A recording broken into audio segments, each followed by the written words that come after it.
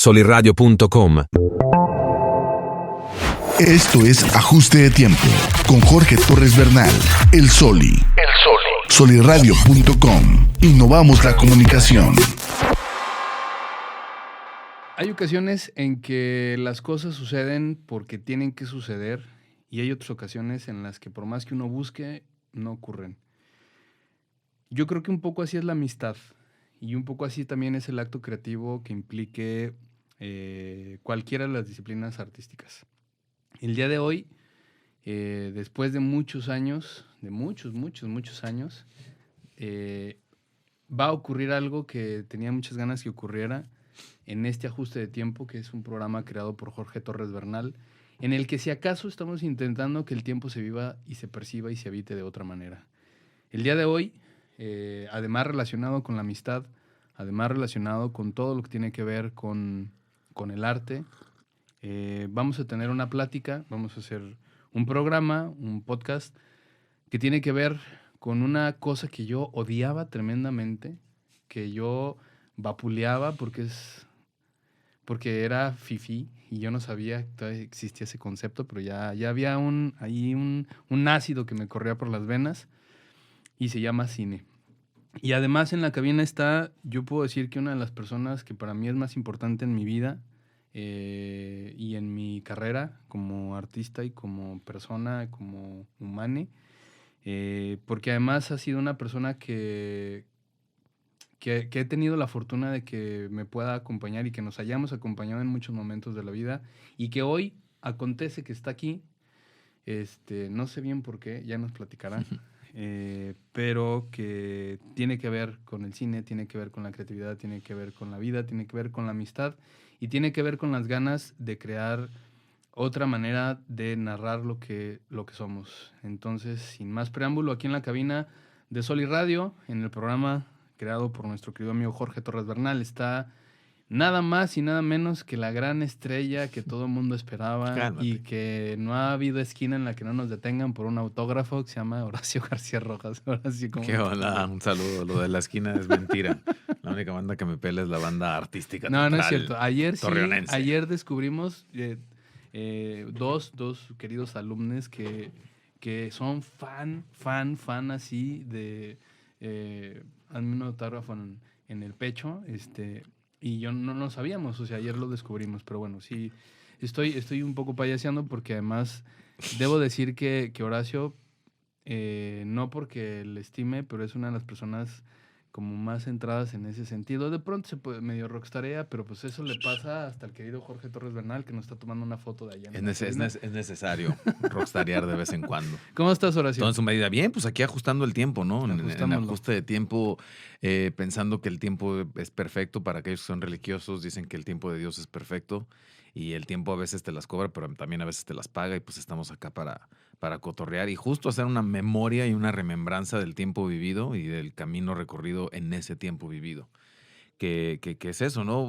Tengo que hacer dos apreciaciones. Una, el cine sí te gustaba. No le gustaba más bien el cine nacional, como la visión del cine nacional a partir artistoso de la soberbia muchas veces y a partir de la banalidad, ¿no? Como estos dos elementos que justo no aportan al arte porque empiezas a hablar de ti. Ajá. Únicamente y no de la otredad, que es pues, una de las cosas por las que hacemos y contamos historias. Y cuentas historias a partir de lo que quieres mostrar, de lo que tú eres capaz, y no a partir de la necesidad de decir algo y de contar un algo que puede conectar con muchas otras personas. Y lo otro, pues es que entiendo que el cine, la banalidad del cine en México, por lo pronto, pues sí, se ha consumido la gran posibilidad de contar historias diferentes y de cambios de narrativas.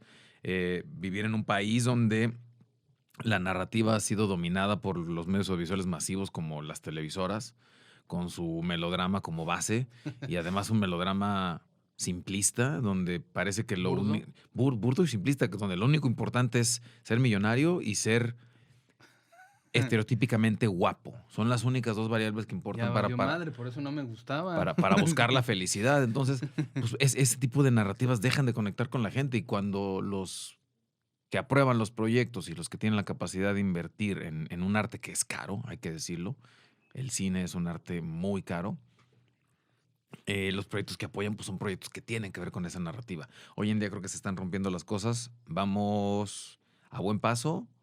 No vamos al paso que a muchos nos gustaría de velocidad, pero pues otra vez hablemos del tiempo y pensemos que el tiempo está acomodando las cosas y que en un futuro las cosas se pueden acomodar de manera distinta y poder tener una industria sana, una industria que no dependa de un solo género. Claro. Una industria, porque el cine mexicano no es un género, pero lo manejamos como si fuera un género. ¿Qué vas a ir a ver el cine? Una película de terror, ah, qué bien. Una película de acción, ah, qué bien. Una película de superhéroes, ah, qué bien. Una película mexicana, como si fuera un género. Y no, pues es la procedencia de esa narrativa. Y pero que tendría que tener muchas opciones. Tendría que tener muchas opciones. Tendría que ser una película de terror, que por cierto es mexicana. Ajá. Una película de acción, que por cierto es mexicana. Un melodrama, que por cierto es mexicana. Y revalorar los géneros también. O sea, yo creo que México se hacía muy buen melodrama. O sea, uno sigue prendiendo la tele y viendo las películas de Pedro Infante y uno no puede negar que nosotros los pobres es un gran melodrama. Inclusive claro. exacerbado, ¿sabes? Pero que funciona, pero que funcione. nos cuenta, que nos narra, que no hay otra cosa que lo atraviese. Yo, un poco contextualizando el comentario, yo siempre tuve una idea medio estúpida de pensar que el arte podía cambiar el mundo y sobre todo el teatro. Puede. Bueno, a ver, ahora ya nos cambiamos de bando.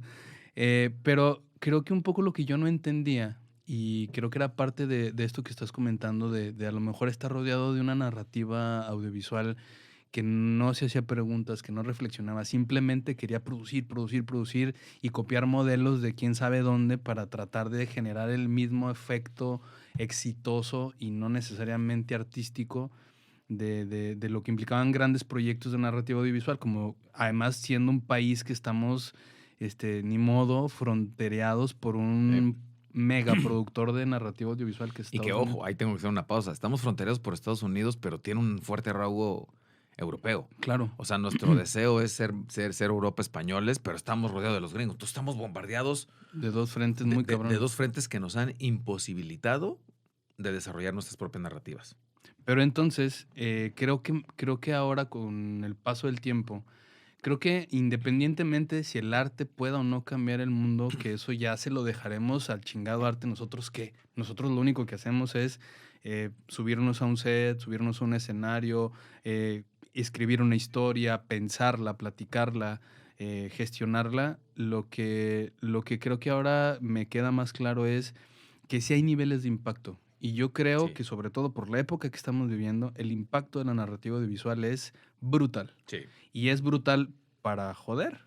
O es brutal para generar esa brecha que pueda generar algo mejor. Y más que para joder, para normalizar cosas que no tendrían que estar normalizadas, que a la larga terminan jodiendo. Y pensando en el arte como una posibilidad de cambio, es que creo que el grave error que cometen los artistas es pensar que su arte va a cambiar el mundo. Claro. O sea, mi arte va a cambiar el mundo.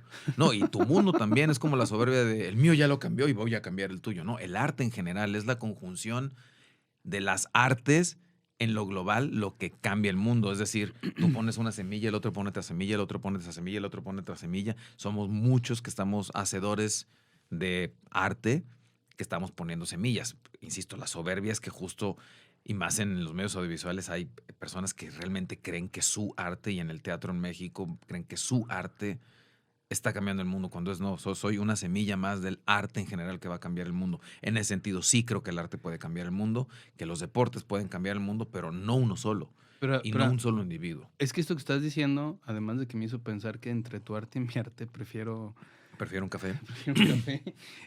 Lo que creo... Que también es albur, pero bueno. Lo que creo, ahorita que lo dices así, es que justamente cuando hay alguien que se plantea que su arte va a cambiar el mundo, deja de dialogar.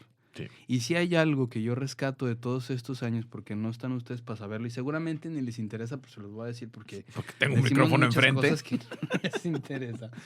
Es que tenemos más de 20 años, o casi, no más, ¿no? ¿Qué será? 18, 19. Hablando y discutiendo, no porque los dos pensemos igual. 2003, 20 años, sí. No porque pensemos igual, no porque nos interesen las mismas cosas, no porque estemos de acuerdo en todo.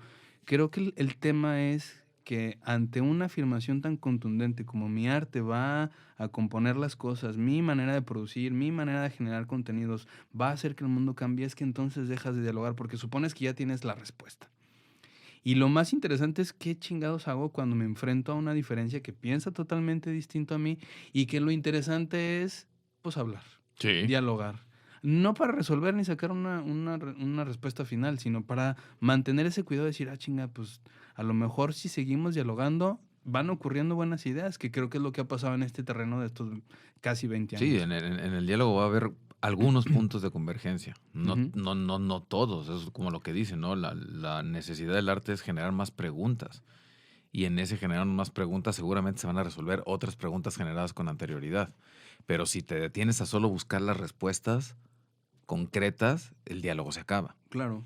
El diálogo se acaba porque vas a concentrar la bala en una sola cosa, que es buscar la respuesta de qué es la felicidad. Pues no lo sabemos. Nadie. Nadie Ni lo por sabe, qué. pero justo preguntárnosla constantemente y buscar todas las variables de cómo nos podemos preguntar qué es la felicidad, encontremos espacios donde digamos, este momentito, esto que estoy sintiendo, se Y, acerca a eso y llamado incluso, felicidad. y eso ponerlo a discusión, es decir, que creo que es lo que nos ha pasado. Yo recuerdo que desde muy temprano en nuestra amistad y en nuestra formación artística nos la pasábamos ¿Formación qué? tragando galletas. Formación artística. No, nuestros delirios, De nuestros delirios de querer hacer algo. las chacharitas posmodernas. Nos íbamos a comprar unas galletas con leche y a platicar tal vez toda la noche, con buenos amigos, con gente que también tenía ganas de rascarse donde no daba comezón, justamente, como hablábamos ayer, y seguir dialogando. Yo creo que justo creo que lo que puede construir una narrativa, no sé si estés de acuerdo, Horacio, sobre todo ahora pensando estrictamente en el mundo de las narrativas audiovisuales en México. Podría ser, es una narrativa cuando es un diálogo, una respuesta hacia un cuestionamiento, pero que no intenta ser una respuesta final, que no intenta decir punto final. Yo narro cuando cuento algo que me pasa y te lo cuento para ver si al contártelo me puedes ayudar a completar eso Ujú. que me pasó y que a lo mejor me excede, ¿no? Sí, justo el diálogo y la narrativa, si bien no está buscando una respuesta Definitiva. concreta, sí está buscando el camino. Es decir, sí Claro, hay una claro, intención de buscarla. claro, Es decir, yo camino porque hay una intención de llegar a algún punto en específico, que creo claro. que eso es fundamental en las narrativas. O sea, sí tengo claro que quiero, hacia dónde me quiero dirigir. Bueno, no sé si claro, pero sí soy consciente de que hay un impulso y que lo estoy siguiendo. Sí, Ya sea un impulso artístico, narrativo, intelectual, técnico, o simplemente algo que está ahí que dices, pues voy a seguirlo, pues. O sea, creo que mi sensación es de que las narrativas de hoy en día se están limitando esos impulsos. Es decir, los creadores de contenido están están coartando la posibilidad de escuchar esos impulsos que no Mm. son tan concretos y están clavándose en lo técnico, en lo comercial, en lo que está de moda, En el resultado. en el resultado. Y entonces por eso vemos narrativas que no conectan con nosotros, porque están tratando de vendernos lo que ellos creen que nosotros queremos. Y cómo saben, digo, sí, la mercadotecnia moderna ha avanzado tanto Es parte. que pueden decirnos qué es lo que queremos ver, pero en cosas muy específicas, en cosas que tienen que ver con el arte, tendría que ser algo que va más allá. Mm. Pues todos somos muy diferentes. Y creo que lo que nos conectamos es, pues justo con esto que es como difícil de cuantificar, que podría ser la pasión, la entrega, la garra, que es como el alma humana. Y cuando un artista se clava y dice, siento esto y tengo la necesidad de contar esto y lo voy a contar de tal manera, en tal género, escrito de tal forma, y voy a utilizar tal expresión artística, ya sea teatro, música, cine, bla, bla, bla. Cuando uno ve eso, dices, puta, no entiendo a dónde me quiere llevar este individuo que está contando esto, pero estoy. Ujú. Pero además pensando, dijiste una figura que me parece fundamental y es el camino. Es decir, eso que intenta seguir avanzando. Porque imagínate que si pensáramos la narrativa como algo que intenta establecerse, ya no hay movimiento, ahí se queda, ya no avanza más. Y eso creo que hace la gran diferencia. Yo hace un buen rato, hace unos años, pensaba justo en este decir de Hamlet en esta obra escrita por Shakespeare que decía, ser o no ser, esa es la pregunta, muchas veces está traducido así, pero la cuestión, cambiar la palabra por cuestión implica cambiarla a algo muy cercano por el camino. Una cuestión es algo más como un camino que quiere andar, no algo que quiere ya terminar. O sea, la respuesta, una pregunta como está pensada en la época actual es, una pregunta tiene una respuesta y se acabó, ya no pienses más. Una cuestión es algo que te invita justo a navegar sobre un camino y estar sobre ese Sí, camino y estar y sobre que ese tiene camino. el doble Y, juego. y que tiene Hay doble una juego. pregunta en question, es una traducción como inmediata, Exacto. pero al mismo tiempo es una cuestión de vida, es una Es necesidad exacto, de es una cuál es tu necesidad. cuestión. ¿Cuál es tu cuestión? Exacto. ¿Cuál es el motor que te está haciendo moverte? Esa inquietud. Y en ese sentido me gustaría preguntarte, Horacio, ¿tienes cuántos años en la industria ya así de lleno, en la industria de la narrativa audiovisual en México? Digamos que profesional hice mi primer proyecto audiovisual en el 2006, O sea que ya estamos hablando de 18 de años. 18 años. 18 años en la industria. Y en ese camino que has andado, ¿qué es, por un lado, lo más luminoso que te has topado y qué es lo más oscuro que te has topado? Hay muchas cosas oscuras, si nos podemos hacer como un recuento, son demasiadas. Creo que todas parten de una cuestión que es el ego. El ego. Es el ego y el temor al otro. El miedo a la otredad y a perder tus espacios y tus privilegios que justo generan sistemas que limitan. De las cosas más terribles que me he encontrado en la industria, que eso no solo se encuentra en esta industria, se encuentra en todos lados, es el racismo, es la discriminación, es el amiguismo, la frustración de ver cómo individuos que no tienen muchas veces pasión y que también tampoco tienen técnica, además, están ocupando los espacios importantes y privilegiados. Pero eso, insisto, pasa en todos lados. Y las cosas más luminosas pues, son como este tipo de encuentros. O individuos que uno admira, como mi primera película la hice con Tilda Swinton, y es ver a esta mujer que acababa de ganar un Oscar por Michael Clayton y ver que todavía es una niña, en el sentido de que está alimentando su niño interior y por eso es una gran creativa. Por eso es una actriz que podemos muchos admirar porque no ha perdido la cuestión de luminosidad y de dejarse sorprender por muchas cosas, pero porque ella está colocándose todo el tiempo en una posición de Ella sorpresa. se dispone así. Se dispone y algunos lo podrían llamar inmadurez, pero justo creo que esa inmadurez, en el buen sentido de la palabra, a mí me sorprende de los que yo considero verdaderamente artistas. Y cuando logras conectar con ese tipo de gentes, pues hay mucho de ti. Creo que la otra cosa más luminosa es como la posibilidad de pensar en que mi trabajo le habla a una gente que se sentía no escuchada y le habla a una gente que se sentía no representada. Y en este sentido, ahí es cuando sabes que la representación es importante. Y es un tema, además, que está muy manoseado hoy en día sobre la representación y las paridades, que son temas que tenemos que trabajar y que tenemos que tener una idea en nuestros contenidos que tengan que venir de esas dos, de la mano de esas dos cosas, ser incluyentes y ser paritarios en el sentido no solo de género, sino en el sentido abiertamente de la palabra. Un espacio audiovisual donde quepamos todas, todos, todes, pero hacerlo chido. Ajá, que no sea solo el discurso. Que no sea solo el discurso, sino que sí esté integrado en las narrativas. No es solo cambiar de género los personajes y cambiarles de piel, sino incluir esas historias en las narrativas. Y a mí en los proyectos que me ha tocado representar personajes que justo vienen de esos estratos o de esos lugares donde habita gente que se habían sentido no representados, cuando estás en contacto con ellos y decirles yo vi y ver tu cara ahí, me llevó a entender que estoy aceptando también mi cara. Claro. Y eso ahí es donde decimos sí puede cambiar los medios audiovisuales y el arte un poquito el mundo. Y es habitar esos espacios y tratar de generarlos, pero pues al mismo tiempo genera mucha frustración porque estás en un proyecto que tiene que ver con eso y el día siguiente ya se les olvidó. Y al día siguiente vuelves a ser el narcotraficante en la siguiente historia. Y vuelves a ser el violento en la siguiente historia porque hay una necesidad de los medios audiovisuales de justificar muchas cosas y siguen pensando en que pues, el pueblo es su única posibilidad como pueblo es esa. Es estar hasta abajo, es ser ignorantes, o es ser los violentos, o es ser los estereotipos. Entonces, pues es dar y recibir. Entonces, es una lucha constante los medios audiovisuales de tener mucha paciencia y de esperar tu momento para poner tu granito de arena. En este camino que has recorrido en todas estas grandes producciones y chicas producciones y esta multiplicidad de producciones, Has tenido la fortuna, creo yo, de trabajar con gente que tal vez de morro decías, no, yo quiero trabajar. Ey. O historias, o contar historias que dijiste, un día yo quisiera hacer tal cosa.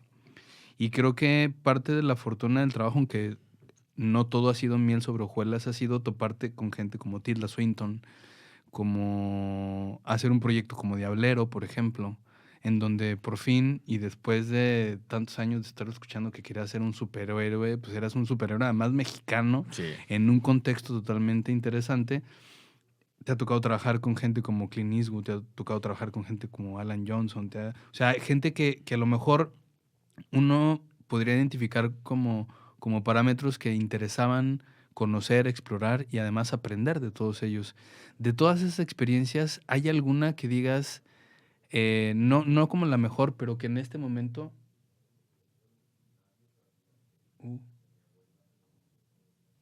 que no, que vamos a empezar de nuevo? Se fue la señal de la cámara, déjame lo arreglo, regresamos otra vez. Nos estabas preguntando sobre Clint Eastwood. Ok. ¿Ya regresó?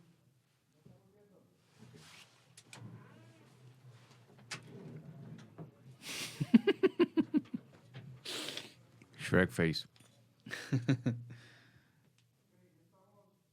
Shrek face. Aguanten, déjenme ver si ya piden unas gorditas. Ah, Simón. Harina, sí.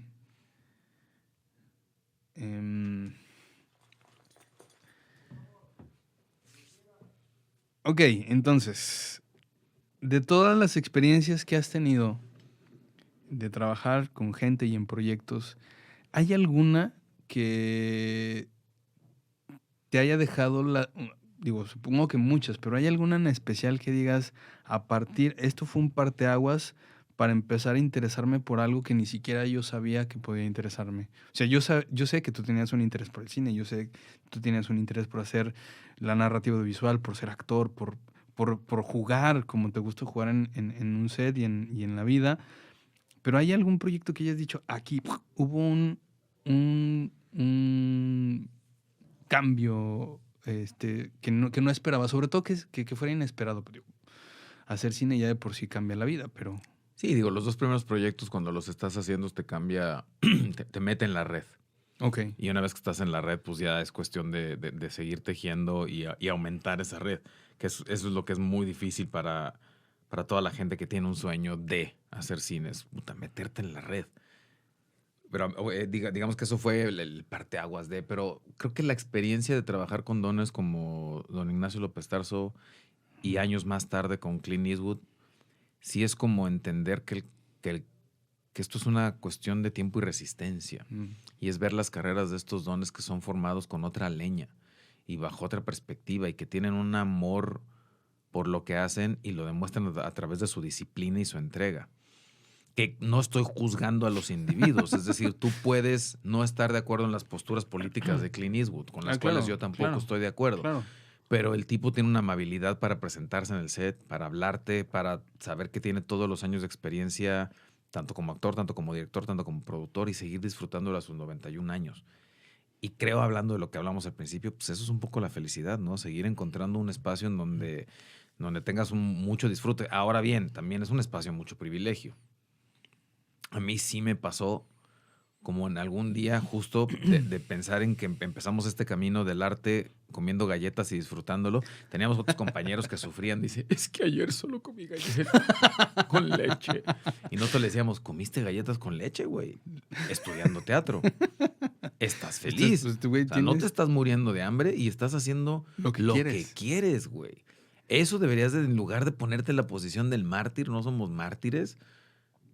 Hay unas personas que sí lo son, pero no se detienen a ser mártires porque la vida están con ellos que no tienen tiempo de martirizarse. Nosotros los vemos desde fuera y decimos, puta, estos son mártires modernos y están dando su vida como para nosotros martirizarnos a nosotros mismos por cuestiones tan banales como ser estudiambre, ¿no? De hecho, ser estudiambre tiene su gran encanto. Hoy a la distancia puedes decir, mira, el clásico meme, éramos felices y no lo sabíamos.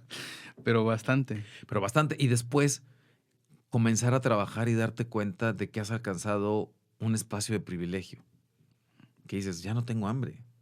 ya tengo la solvencia económica porque este medio es así de banal y de bien pagado para algunos y mal pagado para otros. Es muy injusto y esa injusticia a veces nos beneficia a algunos.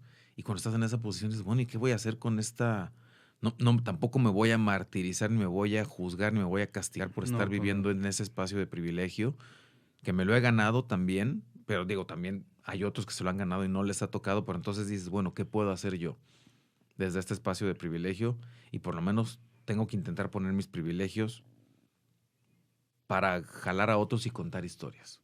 Y contar historias desde una perspectiva diferente, correr riesgos que bajo otra manera no se podrían correr. Y es un poco, cerrando, pues es un poco también por lo cual estamos hoy aquí. Exacto. Es querer cambiar la narrativa y querer contar otras historias utilizando los recursos que ya se han podido ir construyendo, es poner el privilegio a favor de una necesidad de contar historias con las personas que uno las quiere contar. Y ahí yo diría que esto era una trampa. Esto era una trampa porque efectivamente yo sé por qué está aquí Horacio y tiene que ver con todo lo que ya había dicho antes. Digo, es una trampa porque la razón por la que estamos aquí frente a ustedes diciendo estas cosas que probablemente no les interesen es porque además les vamos a decir una que menos les va a interesar y es que hace algunos años, justo en el momento de pandemia, empezó a surgir un proyecto que el día de hoy se llama El Sonido del Silencio y que tiene miras a ser realizado en este bonito lugar llamado la Comarca Lagunera, desde donde está creada esta bonita cabina de Sol y Radio, y que intenta pues empezar a buscar otro tipo de narrativas. Ojo, no estamos diciendo que vamos a descubrir el hilo negro, ese ya no lo descubre nadie, sino que nosotros tenemos el hambre de contar otro tipo de historias. Y es un poco a raíz de todo esto que hemos estado hablando en el programa y que hemos estado hablando a la raíz de toda esta amistad. ¿Qué? En la pandemia nos pusimos a platicar y encontramos que tenemos ahí un temita. Sí. Un temita no menor.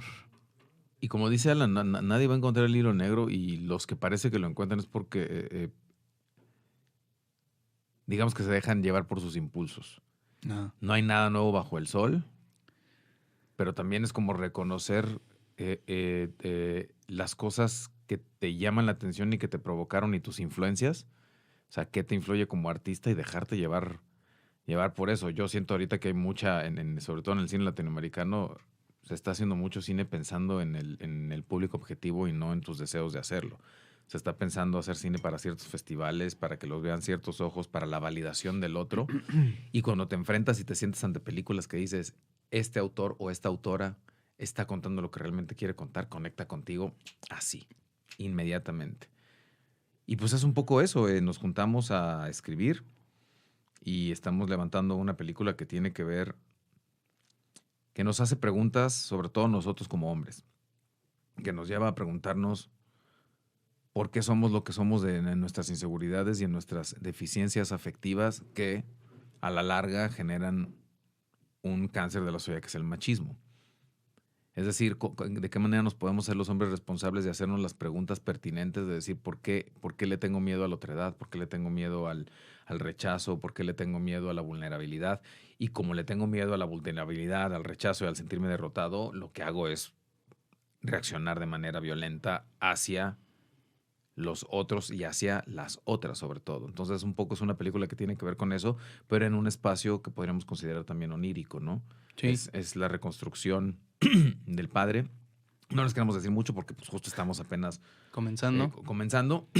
Pero sí también una de las premisas es entender el norte desde otra perspectiva. Ajá, eso es importante. Es entender el norte desde un espacio donde los cielos son muy bellos, muy bellos. Donde los atardeceres son mágicos, donde el juego de luces y sombras es potente, donde la vida no se ve en sepia. Donde el sonido es característico y está acompañado del baile de cientos de miles de insectos y el viento y los árboles. Y también un norte en donde hay más posibilidades que solo la violencia. Y las armas, y los narcos. Tenemos pensado en el cine mexicano ustedes hagan un propio ejercicio, cierren sus ojos y si alguien les dice, oye, voy a ver una película que sucede en cualquier región del norte, ¿qué es lo primero que te vas a imaginar que va a tratar esa película? Narcos. Y seguramente vas a pensar en violencia. Y pues justo queremos pensar en una película que tenga que ver con el norte, que no esté relacionada con eso. Ojo, no estamos negando la realidad del país. Justo. Sí hay una violencia sistemática, sí hay una exigencia a nuestros gobiernos de que solucionen o nos ayuden a solucionar este problema, o que por lo menos no lo agudicen más con sus políticas. Pero cambiar la mira y cambiar la perspectiva también implica repensarnos desde otra manera. Yo sí creo, hay una discusión fuerte sobre las apologías. Los que hacen proyectos que tienen que ver con eso dicen que no es apología, que están reflejando realidades, ¿no?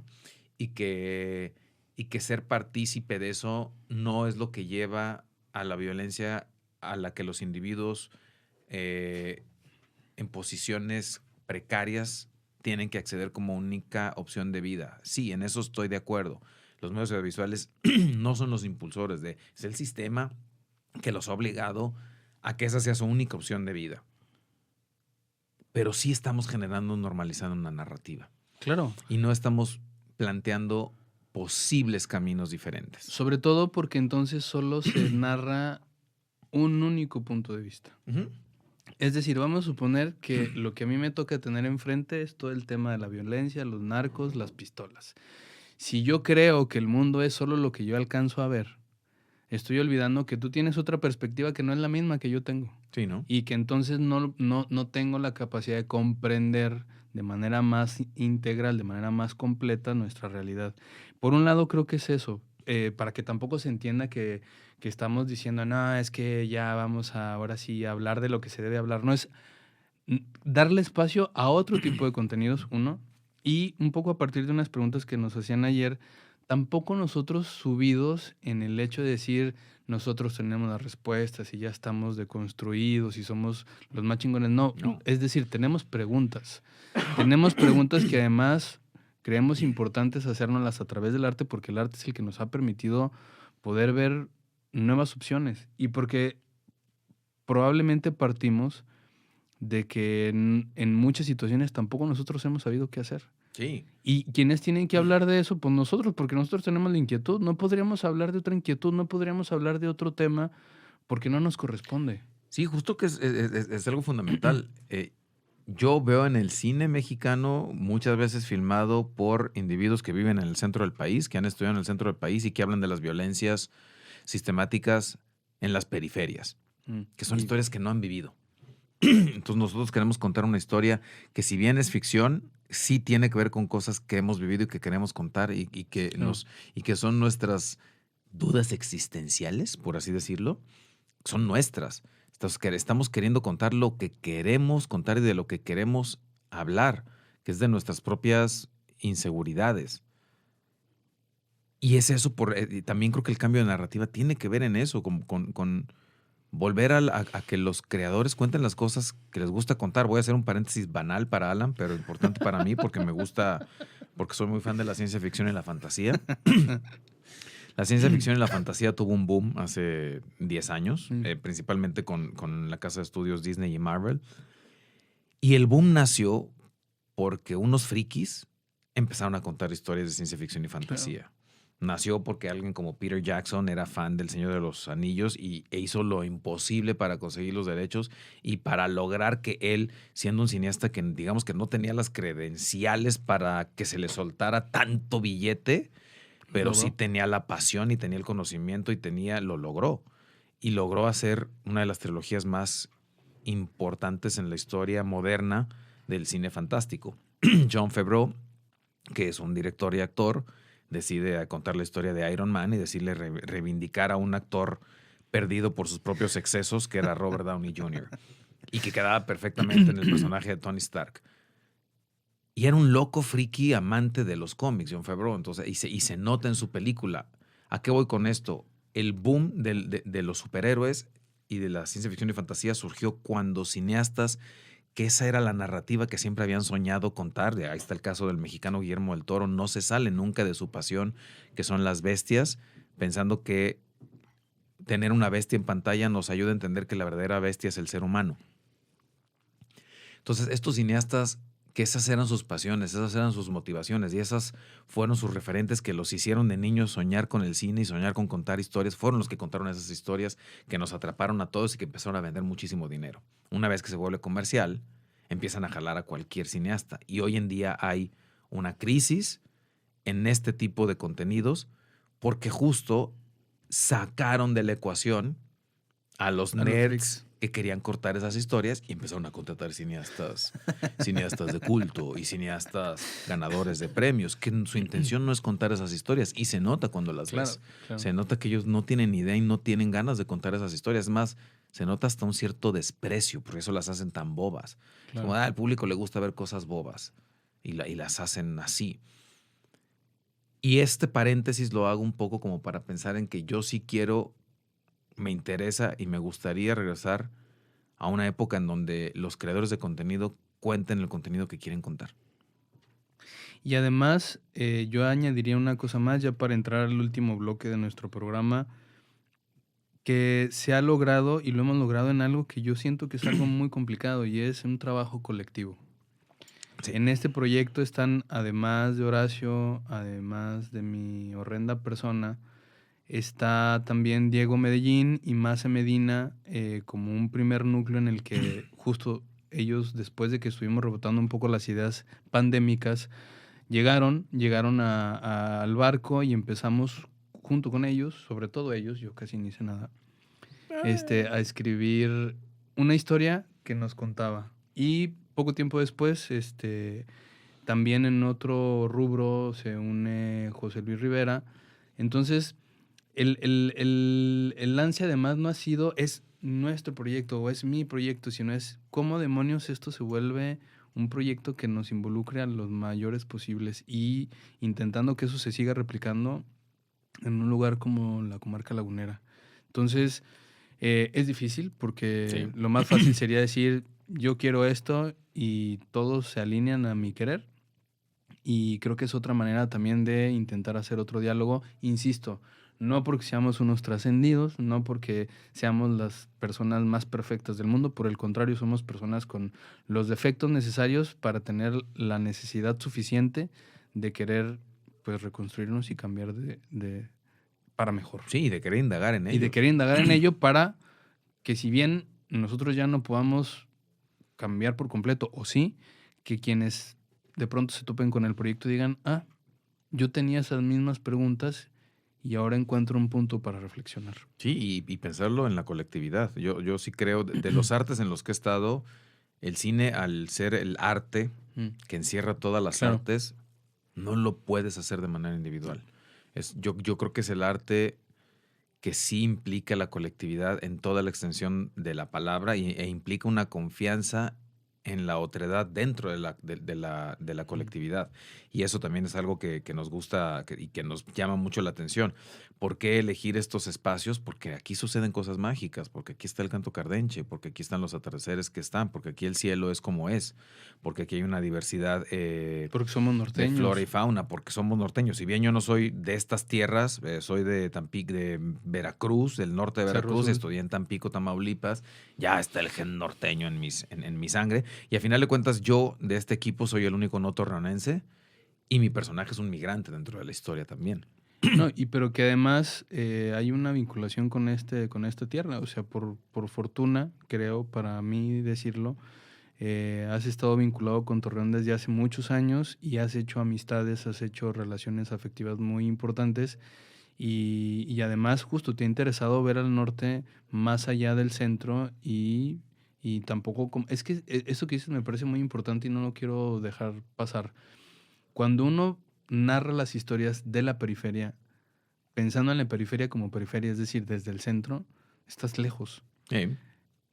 No hay una posibilidad de narrar, no hay una posibilidad de contar. Entonces, que tú te des el tiempo de estar acá y que tengamos esa afinidad de intentar contar nuestra versión del norte, creo que es bastante válido y necesario.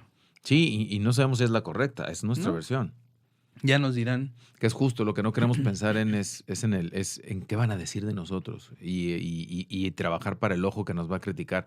Que vuelvo a poner el ejemplo de los frikis de la industria de hace 20 años. Ellos hacían lo que querían hacer porque les apasionaba. Claro. Siempre habían soñado en tener un set lleno de monstruos con maquillaje, que era lo que hacía Guillermo del Toro. Y lo hizo y conectó con la gente. Entonces, un poco estamos siguiendo, digamos que esa metáfora, y estamos haciendo lo que sentimos que queremos hacer y porque tampoco sabemos si lo queremos hacer. Es como el ser humano es tan raro. ¿Quieres hacer esto? Sí, no. Pero bueno, para que no se malentienda y no chorear, estamos siguiendo nuestros impulsos y esos impulsos nos dicen que queremos contar esta historia y que queremos contarla en colectividad y que de alguna manera nos gustaría que la mayor parte de la gente se incluyera en este andar. Sí.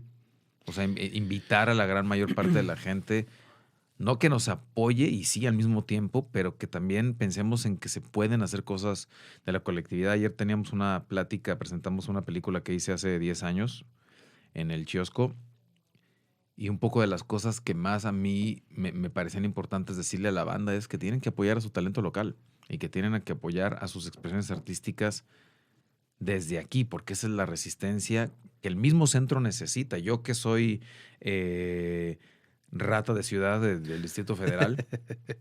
Ciudad de México. Y que mi carrera, y que mi carrera se ha formado ahí, sí necesitamos la descentralización también, porque las historias se han vuelto tan aburridas, tan egocéntricas, que ya no están conectando. Claro. Porque estamos contando todo desde la misma y única perspectiva. La descentralización tampoco es un acto como caritativo, ¿no? Porque hay mucha gente que no, yo estoy haciendo cine afuera del Distrito Federal y lo ve como un acto caritativo. Y dices, no, es como un acto de resistencia artística y es como un acto también egoísta. Claro. En el sentido, estoy pensando en mí porque quiero contar historias diferentes y el Distrito Federal ya no ofrece. O las que ofrece no son interesantes para los que pueden apoyar proyectos. Por eso también nosotros estamos tratando de encontrar nuestros propios esquemas de producción. Claro. Porque lo que necesitamos es que esto suceda. Nuestra alma nos pide que esto suceda. Y vamos a hacer que esto suceda. ¿De una u otra manera lo vamos a lograr? Pues bueno, yo creo que hasta aquí ha sido un ajuste de tiempo bastante... Chorerón, pero que pues así es este pedo, ¿no? O sea, se trata de que uno hable aquí o como que era lo que había que hacer, güey. No, sí, mira, si no tienes nada que hacer, pues y estás lavando los platos, pues por lo menos pones dos güeyes que están ahí hablando y sientes que estás acompañado. Igual y no te interesa lo que estás diciendo. ¿Qué dijo? Antes ponían la novela, pues ahora ponte un podcast. Ponte esta madre, pues sí. Igual en una de esas conectas con algo. Con nuestras propias inquietudes, que es justo eso, o sea... Creo que los humanos vamos a conectar más a partir de nuestras inseguridades e inquietudes que a partir de nuestras fortalezas. Pues volveríamos a esta imagen, ¿no? Tal vez podamos conectar más desde nuestras cuestiones que desde nuestras certezas. Sí.